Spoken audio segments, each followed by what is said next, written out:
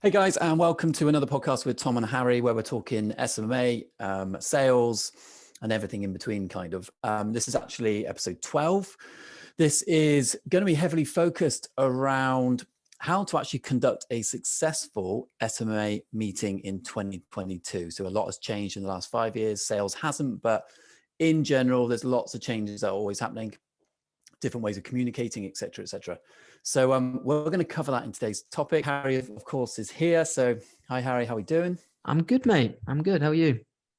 Yeah, not bad. We just recovered after the weekend. So Yes. it's a Monday, so we're just going to dive straight into it, I guess.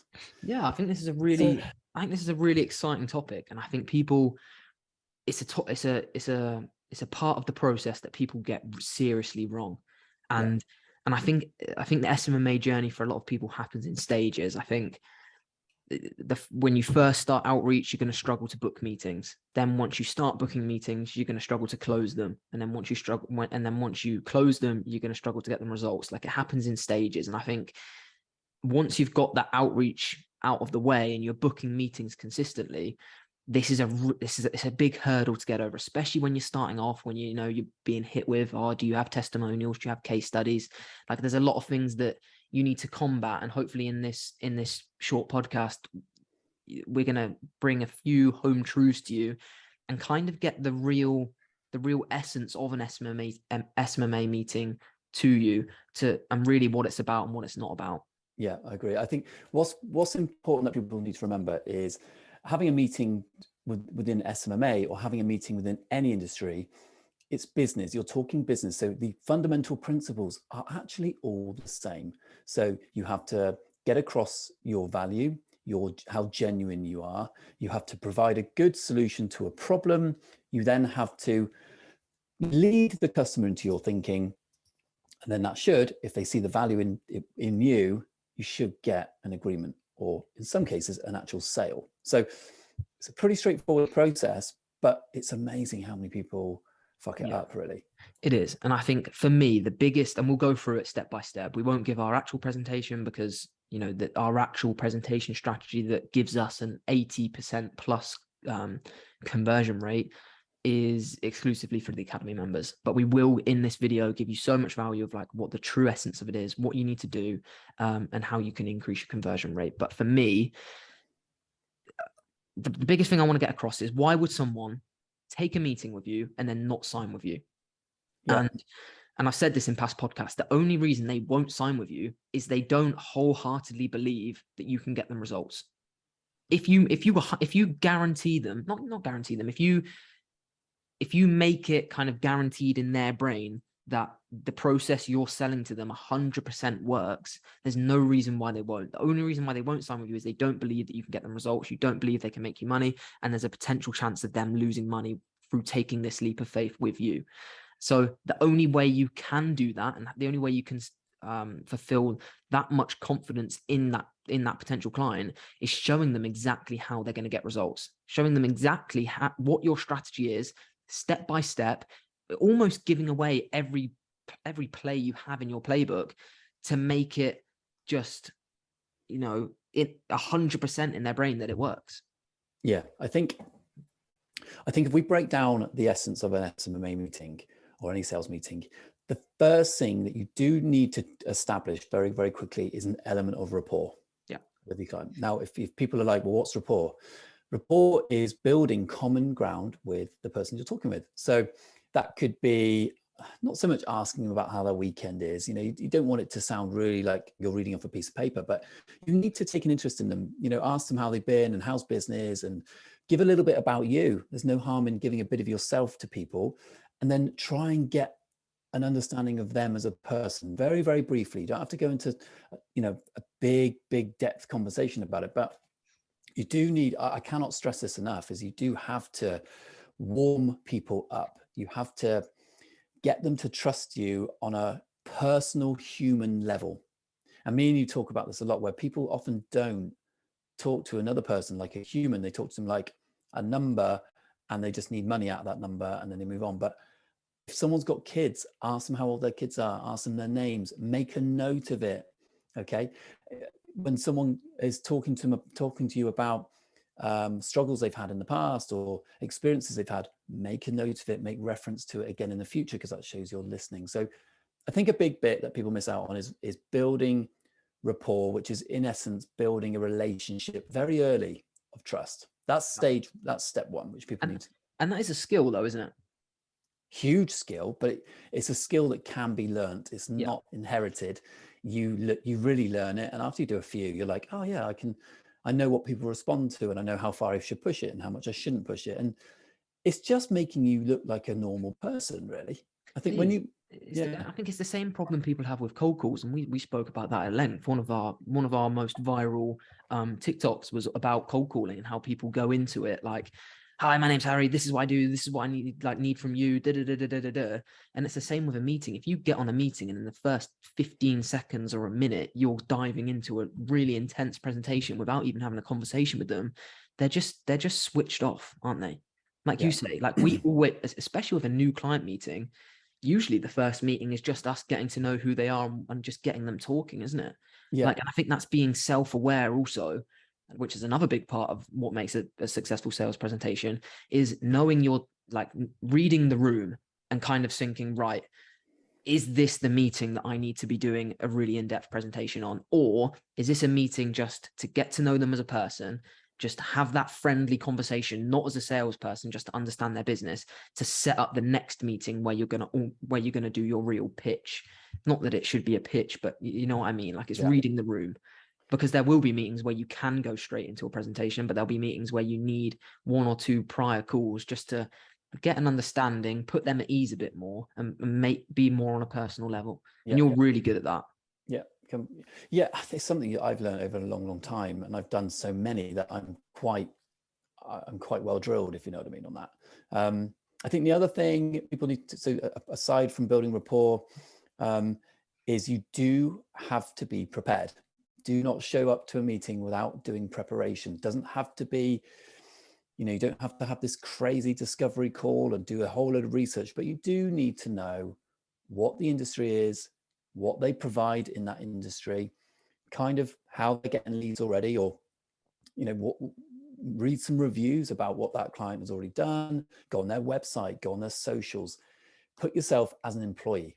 So when you're doing the warm up, doing your prep, really get your head in the game about what this client is about. Then put it down in a presentation format. And again, here's a disclaimer. You need to understand a presentation to your client should not be more than really about, we have two different versions that we teach in the academy. We have a longer version because some people are real detailed people. They want detail. Other people want, give me the headline, give me the cost. So we have two versions, and we judge what that client is like and which version they want to see. So more often than not, we have a presentation made, don't we, which is like 5 slides. 5 slides long, gives all the headline info, delivers value.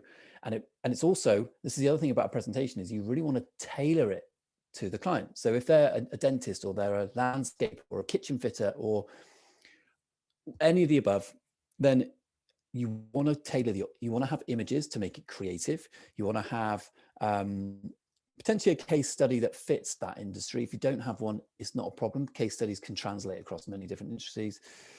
But I do think you have to have, you've got to tailor it. You've got to make it sound like you're talking to that industry. And that's not a difficult process. If people are listening to this and going, oh my God, sounds like a lot of hard work. It's not. It's the same copy and paste structure. You're just putting a personal spin on it for the industry and for the client particularly. And a really easy way to customize a presentation for a client. Say you're working with a dentist, go on your Facebook ads manager, build an example ad set that you'd run for a dentist if they became a client. Create an ad, an ad creative with that potential client's logo on. Write a piece of copy for that business using their phone number, using their appropriate call to actions to their website or whatever, and then take screenshots of the ad you've made them, take screenshots of the ad set that you've created for them, and then in that meeting you can say, hi John, when we work together, this is the type of ad that we're gonna put up for you. That's a really good point. And actually, when I didn't have any clients at the beginning, I did a couple of video ads that I found on Canva. It was fitness industry, and I put them together, and I was like, fucking hell, these are really good. Like if someone came to me with these type of ads as a PT, I'd be like, whoa, this person knows what they're doing. Like you say, you may not have the testimonial, like the final product testimony, but you can at least showcase shop window. Yeah, because a lot of these people, they would have heard Facebook ads before, they would have heard Google ads, YouTube ads and stuff, but they don't understand how they really work. And when you come to them with a $2,000 a month retainer with ad spend and stuff, they're going to be like, oh, but the newspaper article I usually run costs $500 a month and I reach 30,000 people. Yeah. But that means nothing until you show them, okay, John, you are doing that for £500, but what happens if you put that £500 into this ad set where you're targeting only people that have an interest in dentistry in your area for 100,000 people, targeted people, unlike your 30,000 people, untargeted people, and they're seeing an ad that talks directly to them in that specific area. Yeah. That's going to blow their mind, because then they can compare it. And that's what I mean. Through doing those example ads and example ad sets in your meeting, you're now educating them and making them understand the Facebook ads, because rather than you telling them they need Facebook ads, you're showing them what they're missing out on. So then they sell themselves. It's not really selling. It's just them understanding it works. That's what I mean. All you're trying to do is, once they understand that, it's almost a no-brainer. That is what Harry is saying there is, in sales, that is something called a DHV, which is demonstrating higher value. So you have to demonstrate your value, your worth, and how that fits with the client. Like why is it worth their money? Why is it worth their time? Why should they even think about talking to you? So that's called a DHV, demonstrating higher value. If you can demonstrate higher value consistently throughout your presentation, and it's not a pitch. I don't really like the word pitch because it makes it incredibly pressured on sales. It is a conversation with a purpose. It's a presentation. You're laying out your cards to see if yours fit with theirs. And that's as far as it goes. But demonstrating higher value is a key thing. Yeah. And one final thing, when you're doing that, demonstrating the higher value, it shouldn't be you, right? Say you're the client, Tom, and I'm the person pitching. It shouldn't be me just talking at you. It should be us two going through it together, shouldn't it? It should be us discussing, like you're at the pub with your mates, or just anyone, having a conversation with anyone. You're discussing what we're showing you. It shouldn't be like you're a keynote speaker and you're speaking to a room of people, them not listening. It's like you're asking them questions, they're asking you questions. Oh, why have you done that? Like, that's the kind of environment you need to create whilst you're being the leader. Here's the thing. Here's the thing, Harry, you've raised a really good point. Here's a massive tip for anyone listening to this. When you're doing a sales presentation, and if it's in SMMA, fine. But if you're doing a presentation that's, say, let's say 10 minutes long about what you do and Facebook ads and TikTok ads and lookalike audiences, blah, blah, blah. If your client hasn't spoken for 60 seconds, then they may not be listening, okay? You have to get your client, or the person you are presenting to, make a comment or ask them a question which requires a response every 60 seconds. And if you did it every 60 seconds and your presentation is 10 minutes long, you're going to get 10 separate occasions where that client is then giving you info. It means they are listening. If your client hasn't spoken for 5 minutes, they could be looking at notifications on the phone. They could have zoned out on you if you're really boring. Do you know what I mean? Yeah. So you do have to ensure that, and I'd say 60 seconds is probably the higher end. You want to engage with them at least after 40 to 60. Yeah. Massive tip, because then they have to listen. And if you're doing it frequently throughout a 10-15 minute presentation, they're going to be responding to you and they're going to have to listen to you. Yeah, no, I agree, mate. And I think that also comes into being what I mentioned there. I think like you hold, I can't remember what the word is that we use, not like holding fort, but being the leader of the meeting. Yeah, so that's creating authority. So exactly. That's what I mean. You have to come from a place of authority in any sales meeting, SMA or other, like Harry's just said. Yeah. And how do you do that? If someone's struggling with that, if someone feels like they're going onto a meeting and they almost feel like they're constantly defending what they're saying, or they're being challenged on everything they say, how do you build that authority in a meeting? You have to be clear. So your message always has to be clear in what you're delivering, and you have to believe it. If you say to someone, and this isn't just about price, but if you say to someone, my fee is going to be $900, Okay. But you don't sound sure that you're worth $900. They're going to challenge you because you're not being very authoritative. It's quite a roll over and get your tummy tickled type situation.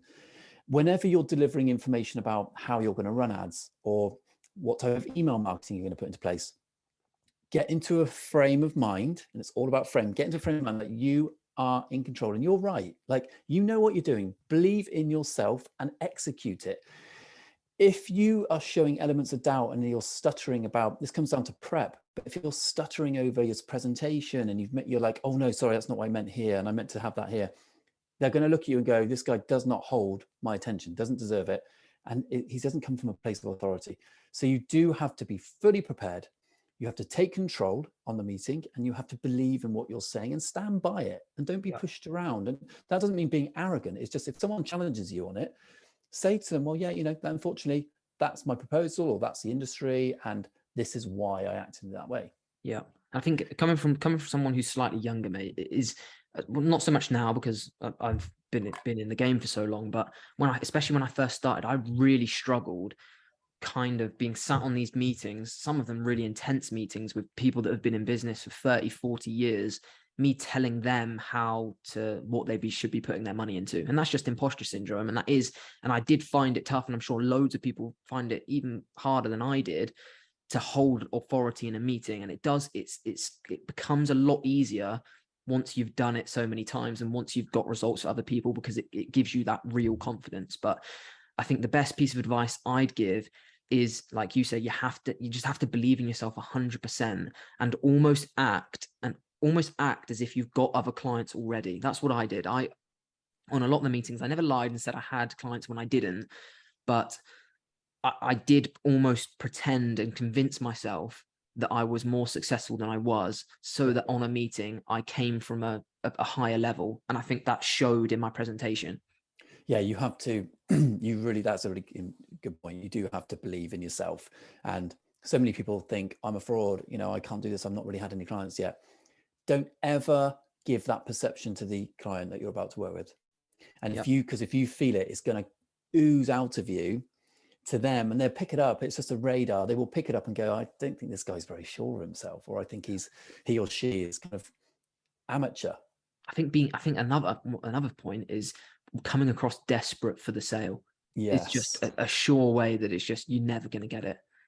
And I think almost, mate, I think that's probably one of the biggest ones, is if you want a meeting and they can sense that you really need them to work with you, they're almost going to be turned off, because they're going to think, well, if he really needs me to sign him, like, is he that good? You almost want to come across as they're wanting to beg you for the business, which is the approach we take, not in a rude way, but we position ourselves, and rightly so. This isn't like a strategic thing. That's actually like, the clients almost do have to beg to work with us, because we've got such a demand for agency, and we can only take a few people on at a time, or that's the decision we've made.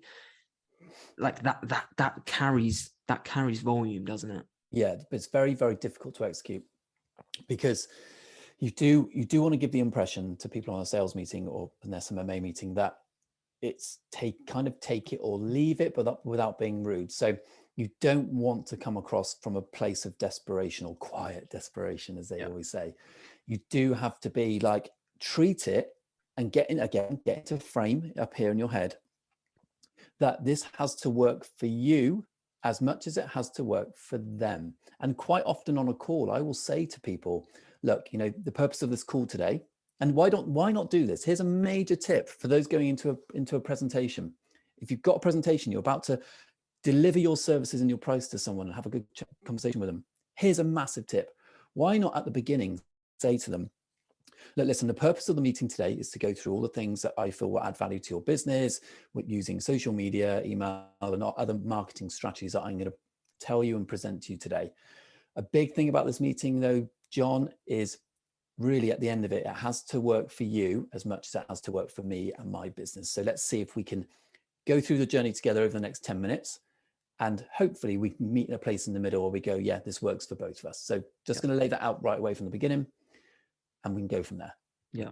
No, like that even saying that ticks all the boxes you just said about coming from a place of authority, believing in yourself, and not coming from a place of quiet desperation.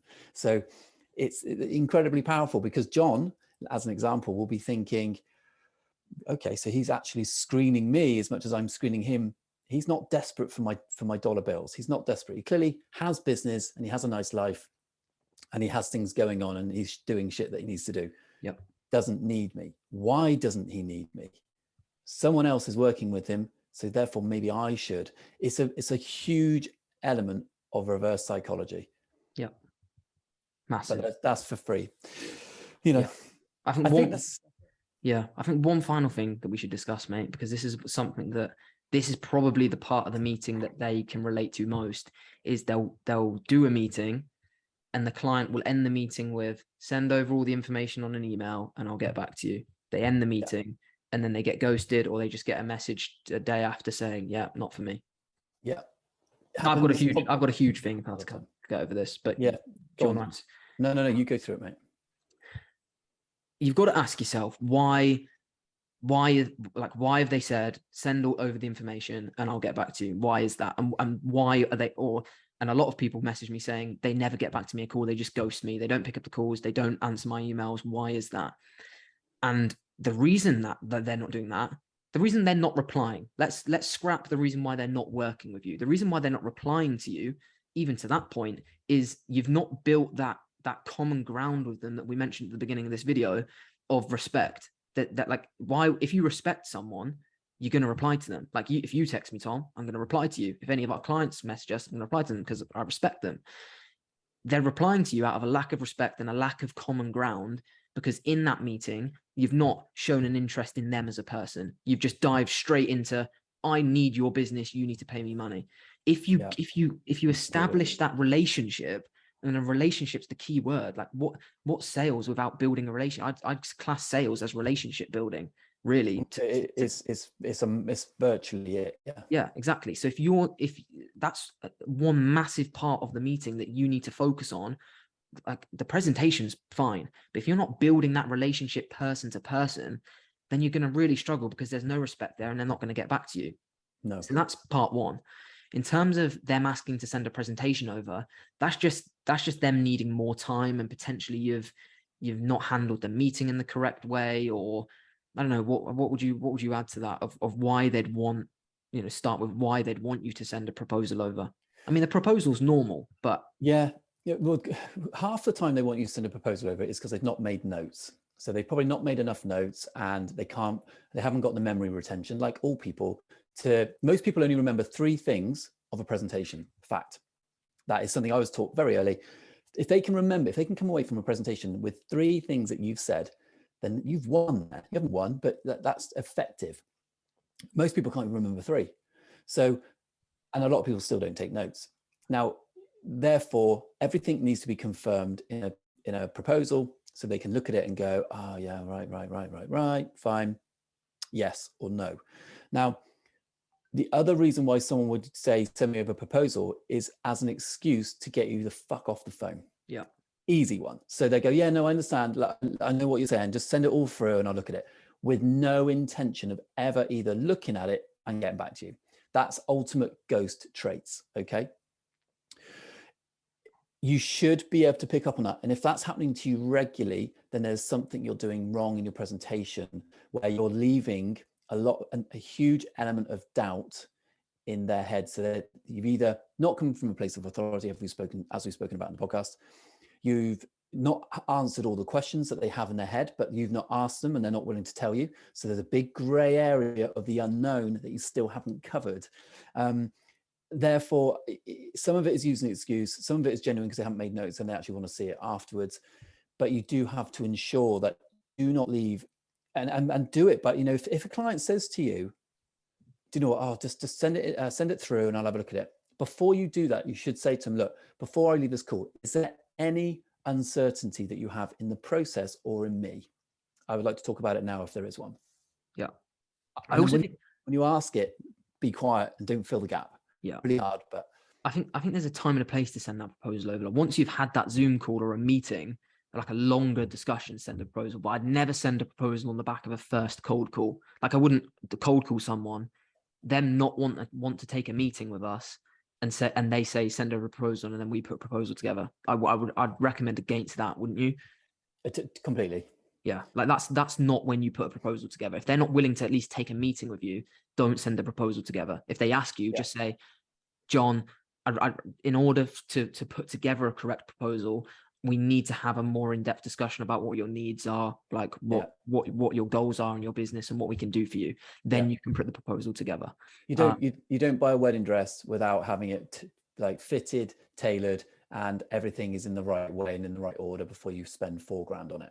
Exactly. It's the same with this. You can't just send through a proposal. You know, it has to be tailored, has to be measured, and everything has to be in place. So that you're really doing yourself a disjustice if you're just sending proposals through and hoping they're just going to buy it on a whim, like you would, you know, buy a beer at a bar. Yeah. You know? No, exactly. And I think that's where, when people ask me, how can you put a presentation together before you have an initial presentation to gather all that information? And I think a presentation is very different to a proposal.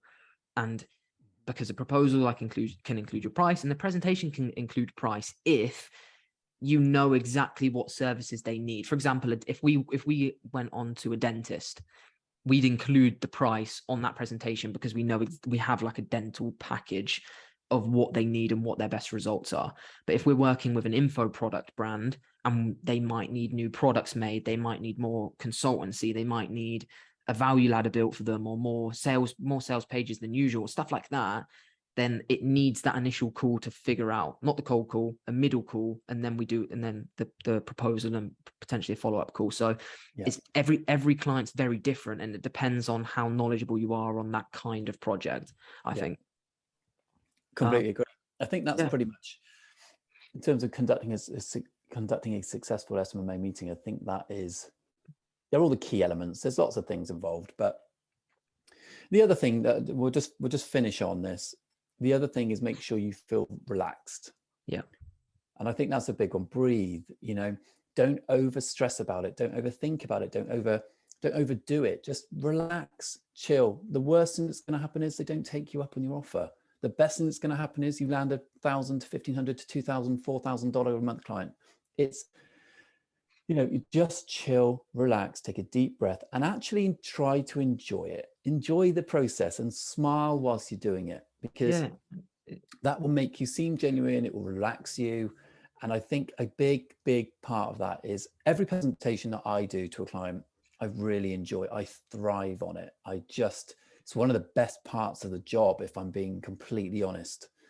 So just relax. And when I think back on my time, you know, over the last few years, building the agency and building the business up, some of the best moments are when I'm on calls with clients and and I get them over the line and doing the proposal is fun, and it should be seen as fun. Yeah, it's a really great feeling. So really, those listening, you should really enjoy it, relax. And when you're relaxed, you will go with the wind, and it will sail you through, I promise you. Yeah. And my final point is just remember you're talking to a person. That's like huge. You're not in a lecture theatre on stage talking to a big group of people trying to convince them that digital marketing is the best thing since sliced bread. It's just a conversation, business owner to business owner. You want to help them. You want, you know, a financial return from them for giving them the good service, and have fun. Like the amount of times we've had a fucking good laugh on calls with these clients, just laughing about like just fucking anything that's been happening in their lives, been happening with our lives. Like, and we barely know them at this point. Like, barely know them, and some of them are not even clients with us at this stage. We've gone through a proposal, and we've laid out our cards on how we think it can work and help for us and for them. But we've had a good time doing it, and we've got to know them, and we've had a laugh at the end of the call. And when I get to that point, you always think, my God, like, this is a no-brainer. Why would they ever want to work with anyone else? Yeah. Like, ever. Than someone Harry. It's just, for me, it becomes a no-brainer. No, it's really exciting. I can't wait for, you know, everyone listening to this to experience it as well. And hopefully this video's got you a bit closer in your direction to signing your first or next client, and it's potentially changed your opinion on how to operate a good meeting. Yeah. But yeah, let's wrap it up there, mate. Cool.